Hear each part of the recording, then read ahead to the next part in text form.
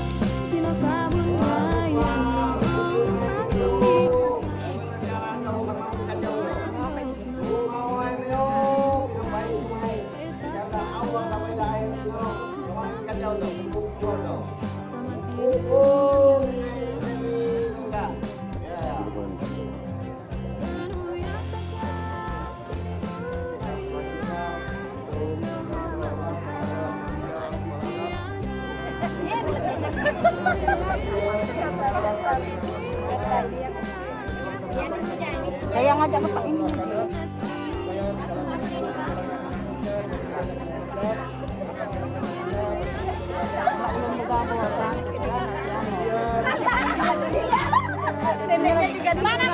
Anak tersebut agar mendapat ringan berkat di dalam menjalankan hidupnya. Kemudian di halaman yang ketiga adalah di kepala anak, itu adalah perlindungan untuk kesejahteraan dia selama-lamanya di dalam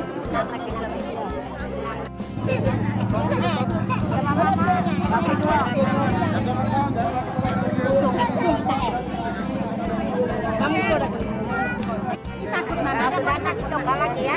Nah, coba. Aduh. Ini lagi. Tunggu, Ada yang kalau sudah sedikit kali ya. Habis siapin lah kau, habis siapin.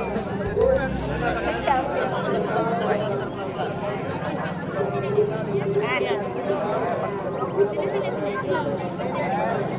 Habis siapin kau ya, Pak. Ayo lagi. Cang.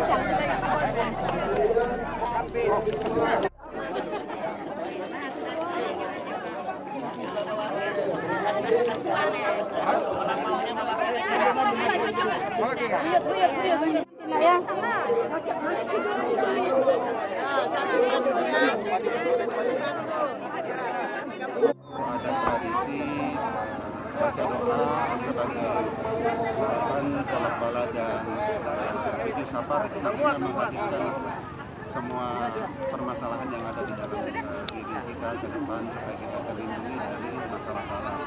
Saya kira masalah bala ini kan adalah masalah yang kita harus hindari dan kita harus menjadikan kita. Maka setiap menyambut bulan safar itu kita melakukan tradisi dan ini tradisi kita melakukan turun-temurun dan kita dari pemerintah daerah sangat-sangat mendukung ini karena ada sisi positif yang kita harus petik dari kegiatan semacam ini. Pertama dalam rangka membangun rasa persatuan dan kesatuan kita, rasa kebersamaan kita untuk menangkap persaudaraan kita dan kita kemungkinan juga warga-warga lain bisa saja ikut di sini kan tidak ada masalah. Kita hanya membangun silaturahmi antar etnik mungkin kalau mereka mau ikut ini kan doa yang umum yang dilakukan pada saat pembacaan doa itu jadi tidak ada habis waktu. Dan ini bisa mungkin nanti suatu saat bisa menjadi agenda dari kita di Kabupaten Nunukan sebagai potensi pariwisata kita ke depan karena ini kan tidak semua orang memiliki tradisi ini dan hanya di tradisi etnik itu punya tradisi yang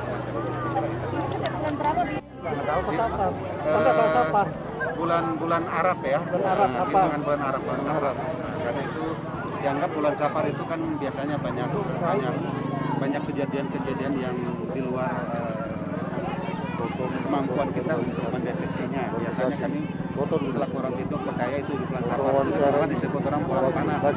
Biasanya orang mulai orang di bulan Safar. Jadi untuk menghindari itu semua, maka dilakukanlah doa tolak bala supaya tidak tertimpa permasalahan yang semacam itu. Misalnya ada perkelahian suku antar suku. Ini memang budaya. Artinya masyarakat Kidung ini kepingin damai, kepingin tenang, ya kan? Jadi makanya mereka melakukan tolak bala supaya terhindar dari masalah bala. Bahkan khusus Pak buat suku Kidung atau juga masyarakat lain? Ya, saya kira ini adalah tradisi yang harus kita junjung tinggi dan harus kita jaga dan harus kita pelihara bahkan kita bela karena ini adalah menunjukkan identitas satu daerah sebab tanpa budaya saya pikir daerah itu tidak akan miskin dengan masalah hal-hal yang tertarik oleh masyarakat banyak. Dengan budaya itulah kita bisa mempersatukan semua suku, semua etnik yang ada di Kabupaten Nunukan dan simbolnya adalah perdamaian. Kita tidak ingin ada keributan, kejadian-kejadian yang memicu antara katakanlah perkelahian mungkin antar suku dan sebagainya. Karena kita selaku orang asli yang ada di Kabupaten Nunukan kepingin hidup berdampingan dan damai. Pak, terkait positifnya saja, kita kan memang tidak semua kegiatan itu semuanya positif, pasti ada negatifnya dari sisi mana orang memandang, tergantung dia memandang dari mana. Nah, kita selaku orang pemerintah karena ini tradisi yang memang sudah berkembang sejak zaman nenek moyang kita dan itu sebenarnya tidak bertolak belakang dengan adat istiadat dan masalah norma agama, saya pikir kan tidak merusak akidah gitu. Ini kan kita ambil dari sisi mereka bisa membangun silaturahmi di antara sama dia bahkan sama orang luar juga. kalaupun ada muatan-muatan lain mungkin itu individu Pak. Ya, saya pikir itu adalah itu tadi cara pandang yang berbeda. Ya kan kita hargai mereka berpandangan yang berbeda. Saya pikir itu adalah hak dia. Ya, kita kan tidak mungkin mengajak orang harus ikut sama kita. Gitu. Tetapi kita sendiri kan punya landasan filosofi melakukan kegiatan ini bukan mengada-ngada, bukan diada-adakan. Tetapi hal ini memang sudah sejak turun-temurun warga masyarakat Kidung dimanapun dia berada bisa Anda coba, bisa Anda cek di mana saja, misalnya apakah di Tarakan, apakah di Bulungan, apakah di Malinau, apakah di KTT. Sembako malah kencang. Iya, sekecil apapun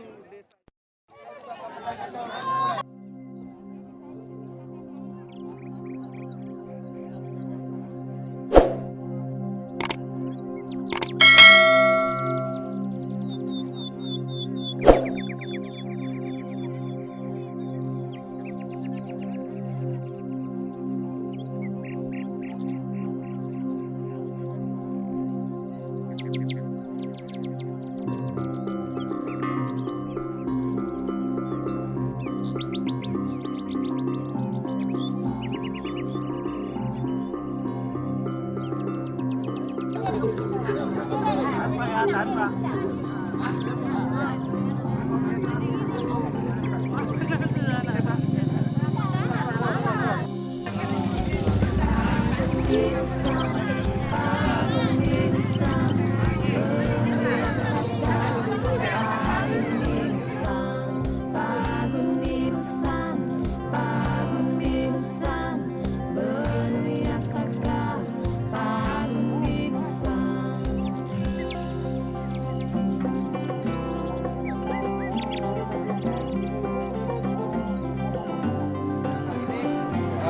Ini 6 Oktober 2021 kita panitia Irau Tidung Borneo Bersatu kedua, dalam hal ini saya didampingi oleh Kepala Desa Binusan selaku pembina dari panitia, telah melaksanakan rangkaian Irau Adat Tidung Borneo Bersatu kedua dalam bentuk Beju Sapar. Karena Beju Sapar adalah salah satu agenda yang ada di Irau Tidung Borneo Bersatu kedua. Perlu kami sampaikan kepada teman-teman media bahwasanya Irau Tidung Borneo Bersatu kedua akan dilaksanakan di tanggal 25 sampai 30 November 2021 di tempat ini akan dihadiri oleh 4 negara serumpun, Indonesia, Malaysia, Filipina, dan Brunei Darussalam. Kemudian dihadiri oleh 5 kabupaten kota, yaitu Tarakan, Bulungan, Malinau, KTT, dan Nunukan sendiri. Kemudian juga akan ada 4 kabupaten kota dari Provinsi Kalimantan Timur, yaitu Kutai Kartanegara, Berau, dan juga Penajam Pasir Utara. Sehingga jumlah kampung yang akan hadir di sini adalah 80 kampung atau 80 desa dengan jumlah total peserta 1.800 orang. Akan dilaksanakan di tanggal itu. Kemudian apa saja rangkaian acaranya, yaitu seni dan budaya. Pertama, sudah kita hari ini memulainya, Beju Sapor dan Tulak Bala. Kemudian nanti ada juga tata cara pengantin tidung, di mana pengantin tidung itu ada 6 tahapan. Berseluan itu melamar, kemudian agaton antar jujuran, kemudian berpupur atau berjepen menghilangkan sengkala dari pengantin. Yang keempat adalah bebantang hari pernikahannya. Yang kelima adalah angkayo. Angkayo itu akan berkunjung ke rumah daripada mertua laki-laki. Yang keenam adalah selamatan besar yang dilaksanakan juga di tempat ini. Insya Allah tahun ini pengantinnya adalah pengantin beneran yang benar-benar menikah pada saat itu. Jadi ini satu yang terbaru. Yang kedua, yang tambahan yang ketiga, ini tambahan adalah ngati burung serindit. Burung serindit itu adalah ciri khas tidung dimanapun berada. Ya, jadi ada 12 acara yang tahun lalu tidak kita hilangkan, tapi ditambah tahun ini menjadi 3 sehingga menjadi 14 acara tambahan. Dan mohon izin teman-teman, mohon dukungannya untuk menyiarkan ini karena kami saat ini sedang berjuang di Kementerian Pariwisata Republik Indonesia agar acara ini akan menjadi kalender negara. Kenapa? Kita kan sudah mengumpulkan 3 negara serumpun, 4 negara serumpun, yang selanjutnya nanti bagaimana ini kesatuan bangsa ini akan wibawanya akan tetap tampak di mata saudara-saudara kita negara yang lainnya. Kemudian rangkaian hari ini mungkin Pak Wakil sudah menjelaskan ini sangat sakral sekali sebenarnya acara hari ini. Tapi inilah bulan yang menurut kita, bulan yang banyak diturunkan bala, tetapi dengan hari ini sudah kita tolak, maka acara kita insya Allah akan berjalan dengan lancar. Bala dan bencana. Yang kedua, untuk memberi kecerdasan kepada anak-anak kita yang sudah dimandikan dengan salamun, ayat-ayat suci Al-Quran tadi. Kemudian yang ketiga, membuat anak itu dan menjadi terlindung dari bencana. Kemudian yang ketiga tadi adalah anak itu akan mendapat rezeki yang berkah di dalam menempuh hidupnya. Itu salah satu filosofi yang hari ini. Kemudian ada yang saya tambah, ada lagi olahraga tradisional. Olahraga tradisional itu ada 11 olahraga tradisional. 1 gasing, 2 lugu, 3 batu lili, 4 sampok, 5 bitor, 6 wow atau layang-layang, 7 adalah enggrang atau begagang namanya kalau orang Tidung. Kemudian 8 menyumpit, nyapuk kalau bahasa Tidung. Kemudian selanjutnya adalah gala asin atau gala. Selanjutnya yang ke-10 bejambi, yang ke-11 adalah bebinti. Nah, ini semua dilaksanakan. Insya Allah tahun ini mohon dukungan dari teman-teman. Kami akan coba gandeng Kormi karena Komite Olahraga Rekreasi Masyarakat Indonesia sudah terbentuk di Kabupaten Nunukan. Kormi itu salah satu tugasnya adalah menghidupkan olahraga rekreasi, olahraga tradisional yang ada di tempatnya. Saya sudah berkoordinasi dengan Ketua Kormi, Bapak Haji Andi Akbar yang juga merupakan anggota DPRD Provinsi Kalimantan Utara selaku Ketua Kormi untuk bisa menggandeng acara ini menjadi agenda yang di Pirau tetapi juga akan dilaksanakan oleh teman-teman Kormi. Menjadi langkah pertama Kormi Nunukan berbuat program kerjanya. Sudah berada di level 1 ya, sudah berada ya, level 2 ya, sudah di level 2 dari level 3. Alhamdulillah, mudah-mudahan sebulan kemudian turun ke level 3. Persiapannya 1. Kalaupun andai kata terjadi kemungkinan yang terburuk buat kita semua, kita akan laksanakan secara virtual. Sehingga daerah tetangga, negara tetangga akan bisa menyaksikan dari negaranya.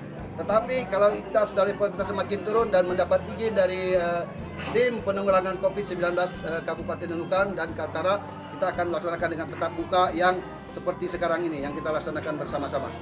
Nah, terus persiapan lain, rumah penduduk sudah kita siapkan sebanyak 57 rumah untuk homestay, untuk pemondokan. Kalau di kita pemondokan. Kenapa tidak di hotel? Kenapa tidak di asrama? Kita ingin menjalin silaturahmi oleh penduduk yang memang 4 negara ini ada penduduk asli, suku asli ya dari negara itu. Bukan saja sebagai penduduk asli, tetapi suku asli dari negara 4 negara serumpun. Kita silaturahmikan di rumah-rumah penduduk biar terjalin kebersamaan, kekeluargaan yang memang satu suku, satu darah dan satu rumpun. Kembali ke Ya, terima kasih karena Tidung sekarang kan juga sudah asimilasi dengan saudara kami, saudara kita se-Indonesia, ada yang di orang Jawa, orang Bugis dan sebagainya. Kami sudah tidak mewajibkan juga, tetapi sebaiknya ada punya kesadaran sendiri karena toh pertama filosofinya untuk menghilangkan bala bencana, yang kedua mendatangkan kecerdasan kepada anak-anaknya, ketiga mendatangkan rezeki. Nah, yang keempat yang tidak kalah pentingnya silaturahmi, dia mengeluarkan zakat dari hartanya dengan memberi makan kepada orang lain. Inilah yang tidak bisa kita pungkiri. Makanya dengan sendirinya seperti yang Bapak Wakil tadi jelaskan, 4 negara serumpun ini, Indonesia, Malaysia, Filipina, Brunei, dan 5 kabupaten kota melaksanakan yang sama, seakan-akan sudah wajib. Kalau di dalam diri kami sudah wajib. Nah, pertanyaannya bagaimana yang tidak melaksanakan? Itu urusan Allah Subhanahu wa taala. Tapi yang penting dia tahu ini hari adalah bulan Safar. Mungkin dia cukup berdoa di setelah sholat subuh atau bagaimana, itu sudah insya Allah sudah sama. Kenapa harus di Rabu terakhir gitu Pak? Tidak di awal mungkin atau di pertengahan selama bulan Safar? Oke. Salah satu kitab di dalam pelajaran kita yang juga di umat Islam ya, mohon izin kepada teman-teman yang lainnya bahwa di Rabu ini bulan Safar ini terjadinya dialog Rasulullah Muhammad SAW dengan Allah, dengan Tuhan. Waktu itu sebenarnya Allah itu akan menurunkan 360 bala setiap hari, berarti 360 hari kan 1 tahun. Tapi Rasulullah berminta kepada kepada Allah umatnya tidak mampu, dia lemah, tidak sekuat umatnya Nabi Nuh, tidak sekuat umatnya Nabi Ibrahim, tidak sekuat Nabi Yunus. Maka dia minta dikumpulkan saja 1 hari, 1 waktu. Kenapa dia Rabu? Ternyata di situ memang dikumpulkan. Ini menurut keyakinan yang kami pelajari. Sehingga pertanyaannya, kenapa di Rabu terakhir? Itulah yang memang sudah diwasiatkan di surat di dalam kitab pelajaran kita. Yang kedua, di situ juga terjadinya perang Karbala, perang terbesar umat Islam. Sehingga pada saat itu terbunuhlah anaknya Sayyidina Ali yang bernama Sayyidina Husin. Karena kami yakin itu dengan kita turun bersama-sama juga, kalau orang Islam itu ada namanya arwahan, tahlilan, sekaligus tahlilan kepada Sayyidina Husin. Nah, tapi ini bagaimana cara-cara bapak-bapak ibu meramunya ya, karena ini kalimat sangat mendalam. ya.